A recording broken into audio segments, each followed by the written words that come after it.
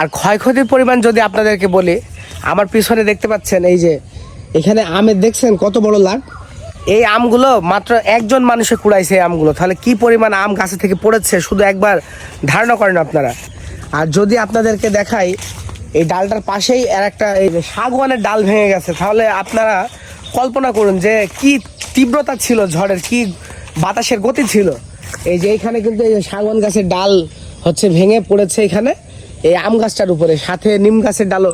ভাই রে ভাই, কি একটা অবস্থা দেখেন, উপরে নিচে কোথাও আম নাই। এই যে দেখেন কি একটা অবস্থা। আসলে এত পরিমাণ ক্ষয়ক্ষতি হয়েছে কালকের এই ঝড়ে। আর শুধু যে আম গাছ ভেঙেছে তা নয়, আপনারা কিন্তু ঘরের ভিতরে ছিলেন, বাইরের যে পরিবেশ সেটা কিন্তু হচ্ছে আপনারা নিজ চোখে দেখেননি। একটা কৃষক কতটা পরিশ্রম করে কিন্তু হচ্ছে তার ফসলগুলো তৈরি করে।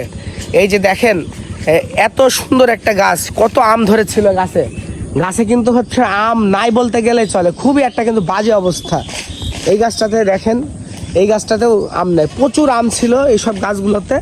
এই হচ্ছে আর কি কালকে ঝড়ের অবস্থা। ঝড় বৃষ্টি এটা হচ্ছে আল্লাহর ইশারাতেই হয়, তো এখানে দুঃখ করার মতনও কিছু নাই।